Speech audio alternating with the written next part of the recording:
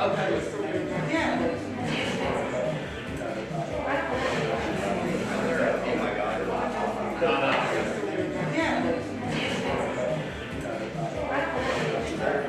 guys, I think we're going to go ahead and get started today.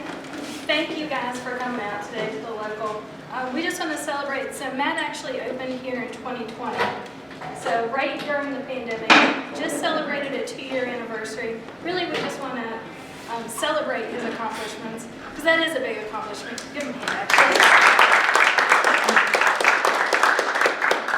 So we appreciate you, Matt, for letting us come out and enjoy your food, and I think I'll just turn it over to you. That was my opening line. Oh, I'm sorry. I'm sorry, I stole it. But yeah, my name is Mac. If you don't know me, under the local, we did open in 2020 in the heart of COVID, and I jokingly reached out to Lindsay, and it was like, I didn't get a ribbon cutting ceremony, and I want one. And she was like, well, we'll figure out something, and this is what we're doing. And I was speaking with the mayor the other day, and he said, I'm a mover and a shaker, and I participate in the community, and I never see you there. And so here I am, doing the thing. So yeah, so this was just to tell you guys about our place, what we do, some upcoming events, and also what can we do in this community to help us outreach and be an asset to you as well. That was my goal. So again, so those of you who don't know me, I'll go on my list here. I'm jumping around. I was born and raised here. I went to Nicholas County High School. I graduated in 2000, and I joined the military, and I was gone for 20 years.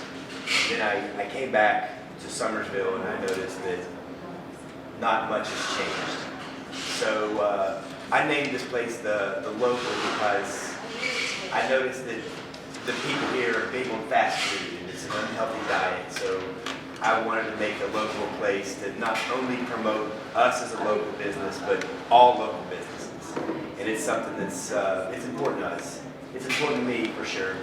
And if there's ever a point where anybody here can reach out to me and there's something like a project that we can do, I'm 99% going to be game.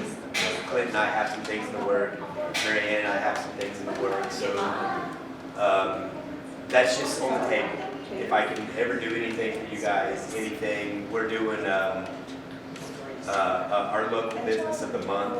So the Mountaineer Band Works is going to be one of the first ones on our list. It's a guy named Logan who does awesome work, and nobody's really ever heard of it. So we're going to do everything we can to promote them. And if, again, your business, if I can help, just let me know. Other than that, the local does dine in, carry out. You can see the menu. We take a lot of pride in the food, so there's that. And one thing when I opened up, I was like, this place has been a bar since I was in kindergarten, I believe. And it's been hard turning the ship around to get people to not look at it as like that place, that's Michelle's place. So this is another reason that I'm doing that. When I opened this place up, I'm just going to make it a restaurant. I want it to be viewed in the community as just a nicer place, and you can definitely bring your families. And a lot of people came to me and said, man, we ain't got nothing to do here. And this place has always been a bar, so we want some nightlife. So I kept it. We're doing that. We have some music coming up. We do nightly events. We have a club night. We do costume parties. Any holiday, every holiday, we're going to have an event. So it's been pretty fun. That's been another shift. It's been kind of hard to turn around. And you're not going to just come in here and act the way you used to act in this building. So it's a learning curve every turn. So along with that, when people say there's not much to do in the town, we're also doing a thing called Live Free. And it's a music festival coming up. It's August 25th and 26th. Right now we have about 11 bands that we have booked, and they're coming. That we're going to be doing in Memorial Park. The tickets are $50. If you want to camp, they're $65. So it's a 2-day musical event. And while I have the businesses here, you're all welcome to come and put up a booth. If you want to, it's going to be serving food. If you want to come up, Mary Ann, if you want to promote music, anything, we'll collaborate with that. But a 2-day musical festival, hopefully successful, and hopefully it's something that we can do every year to give people a reason to come to Summersville and stay in our hotels and shop at our businesses and eat our food and all that. So, not a long speech, I don't have much to say, but bottom line is I hope that we are a valuable part of the community. This is my way of reaching out and putting names with faces, and yeah, hopefully we can contribute and do something. So that's where we stand. So if you know me, that's me. Try the Oceanside burrito. That's something I highly recommend. Fantastic. When I left here, I was stationed in Oceanside, California, and Mexican food that's all. I mean, that's all there is. And that burrito is called a California burrito, which is carne asada, steak, and fries. It's like, well, I can't call it a California burrito in this town, so but I'll call it an Oceanside burrito. Where I had my first one, so that's where that name comes from. So, all the food, it has like a weird backstory of something that probably happened to me or happened to one of the staff. Matt, do you want to hit on the tour as well? Because you're coming up on a tour. Oh yeah. So, what day? When's your day? Mine is Friday, February 3rd. February 3rd. Okay. So they're doing a tour around the world with all the local restaurants. I was unprepared because I don't have the list, but Clint's on it. What's your meal? Italy. Italy. Yeah. Okay. Yeah, it's And happening. we're this Thursday. So this Thursday we have, we're doing China. We're going to be doing it all day. We have 3 meals. So it's orange chicken. We have like a sweet and sour chicken and a peppered steak. If you've been to Panda Express, this is the food that you're about to have. So it's going to be like, I pretty much looked on their menu to get my ideas. So it's going to be like rice, chow mein, with your choice of like, the meat that you want, served in a bowl. I've got chopsticks and soy sauce. So 2 days from now, right? Thursday, yeah, this coming Thursday, Yeah, yeah. and then I think Friday is Brownstone Mill. Yeah, they're doing France. Saturday is GDB in Germany. And then the following Thursday is the Vault in Greece. Then me, Italian, and then it finishes up with Original Flavor. Bistro. Yeah, Original Flavor. Jamaica, yeah. Okay. And already participated is Maloney's last Saturday and Macarena last Friday. Good. Yeah, and that's something that I think has been really good. It was I think it was really successful last year, and the fact that they spread it out a little more to take it easier on everybody's wallet. That was the only thing I think, and I don't even think it was a negative thing, but the only constructive criticism from last year's tour was, we did it all in 1 week. So you go hit 6, 7, 8 restaurants, throughout the week. It's tough on the paycheck. So they kind of spread it out, this year over the course of a few weekends. But similar to what Charleston does with their restaurant group thing. Was you involved last year with the tour? Yeah, we did American food, so we didn't change up the menu Yeah. at all. Have you spoke to the people that have done so far, so it's been Macarena and Maloney? Yeah, both places were packed while I was there. They I said was- they said it's crazy. Yeah, I was there probably, peak dinner time both nights. But it was Yeah, it's a really cool event. I thanked Marion about 20 times for putting it on. She goes out of her way a lot on this event to do it, so it's a really cool thing. Yeah, it's definitely a good thing. It's good. It gets people out and see the businesses and what they have to offer, but also gives people a chance to try some unique food. That normally, you go there to get your passport stamp, you're generally going to try something from that region or that country, but maybe you normally wouldn't try that. So helps everybody try some new types of food. I'm looking forward to some of these places.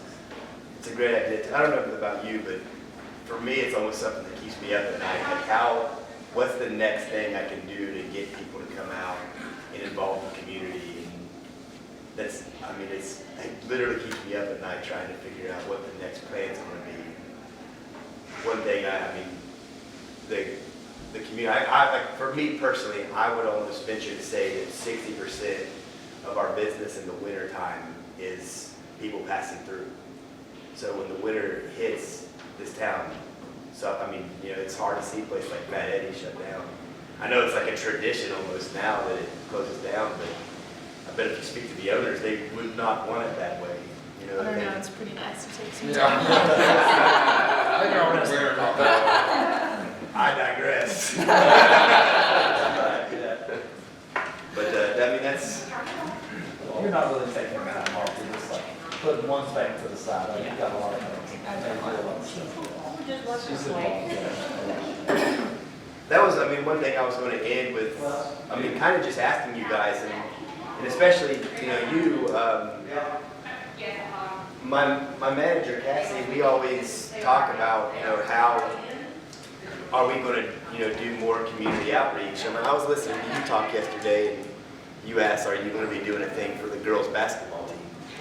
And they said, no, we don't do like the girls' basketball team. It's like we don't have events, and it's like, well, maybe there's no events for the band or the girls' basketball team or the wrestling team. If there's ever a time where you want to bring people here and have a meal afterwards, we'll put something on for you. You know, if there's other ways that us, as a fairly new, you know, business in this place, if there's a way that we can reach out and, you know, participate in the community, I don't know what that is. I don't know. So if there's ever a suggestion or something that you recommend or something that we can do to help, donate, participate, we're going to go to the pound and, you know, participate. They always said they need help, so we were going to do something like that. Yeah, you could probably reach out to a lot of the coaches, you know, and school administrators and stuff, and just, you know, let them know that you're an option, because, you know, everybody's default for team parties and birthday parties is, you know, Little Caesars pizza, like 20 Little Caesars pizzas, but, you know, we talked about that at one of the restaurant group meetings, you know, just let people know that you're available. I think Melodia's did some food for like the middle school basketball team on the road games. Yeah, so right now, El Bandito, Maloney's, Little Caesars, and there's one other, but the parents they find a couple restaurants that are willing to do like $6 or $7 a kid, and with a select menu, and then the parents go out and they pick up that food before we leave for away games and bring it to the school. That way parents aren't rushing around everywhere to get meals as we're trying to leave town, but that's all parent driven, not coach driven, but it would be good to be able to expand those that are able to offer that service. Yeah, I was talking to Aaron Maloney the other day. He was out at the restaurant, told me about it. I definitely, especially if it's benefiting the kids, but I can certainly, I'm sure Matt can certainly conform to the, you know, to the price point, and, you know, still give the kids something, you know, fresh. And, Yeah, I'm not sure what the boys are doing. Maybe they're more used to it.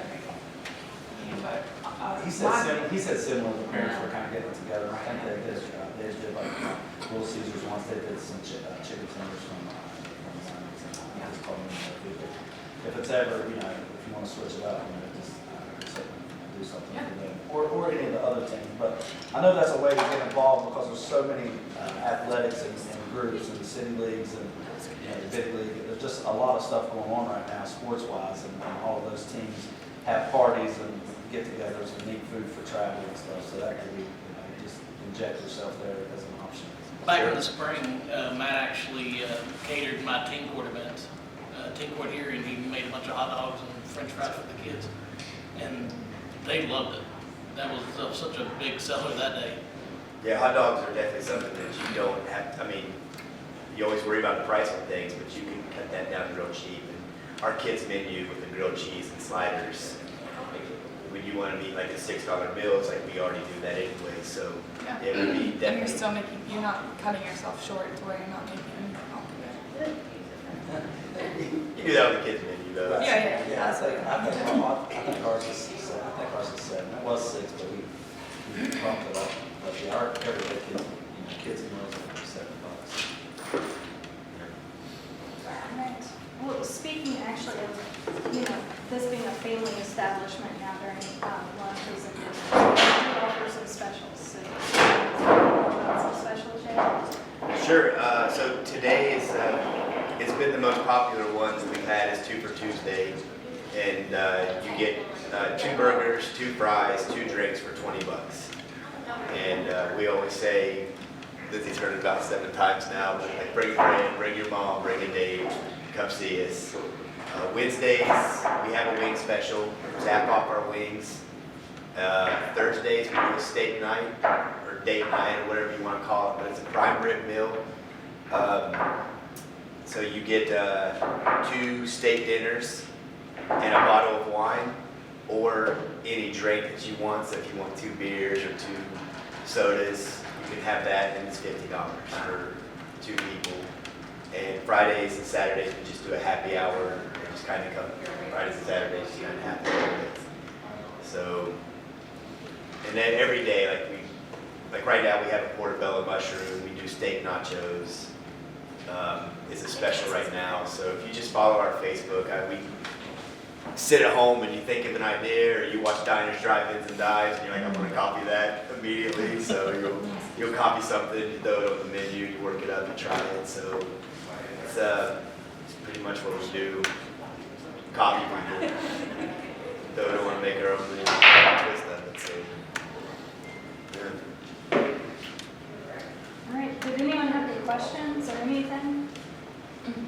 Is there anything that we can do to help you with the Live Free concert, like getting the word out, or posting flyers in our businesses, anything like that?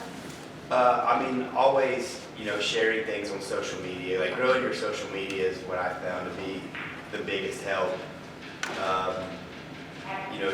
We have flyers. Before we do a real release of flyers, we need to have all of our bands. We need 4 more bands before we finish on that. And we're going through the chamber, we're going through the CVB to just find all those channels of communication that we can go through. But yeah, flyers are great. Telling people about it, sharing it on your social media would be awesome.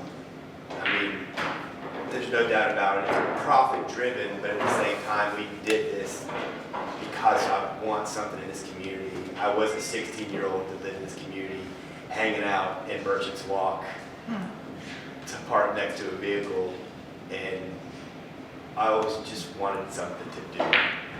And not only us doing this, it's you want people to participate. You hope that you get a good turnout, and other people see it and they start doing things like that as well.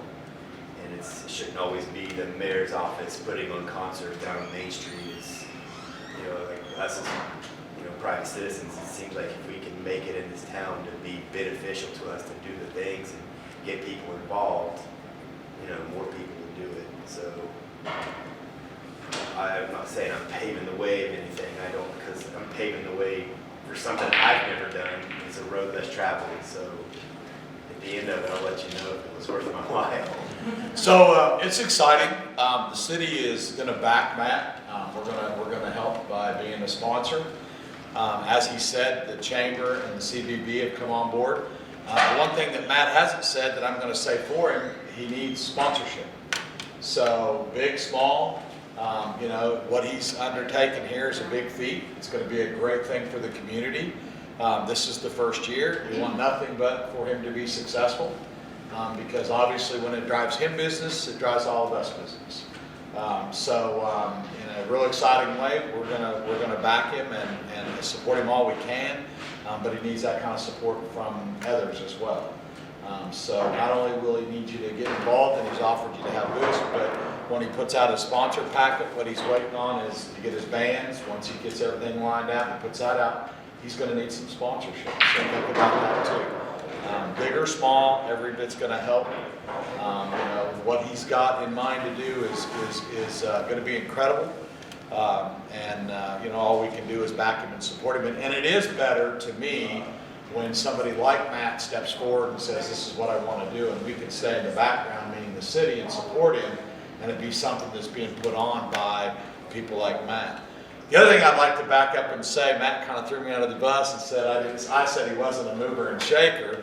Matt has been very involved. As a matter of fact, in a real exciting way, during the pandemic, we didn't have one, but we had 3 new restaurants in the city of Summersville open. Incredibly, they're all still open today. That's a huge feat when you think about all of you and what you went through as small business owners during the pandemic. They opened up in the pandemic and they're still here today. Matt has been active in the city. He's helped us with the mural committee and done a few things. Now, what Matt's not telling you is he came to me to talk to me about aspirations. He's got to do something else, and I won't even go there, but I just told him that's a great thing.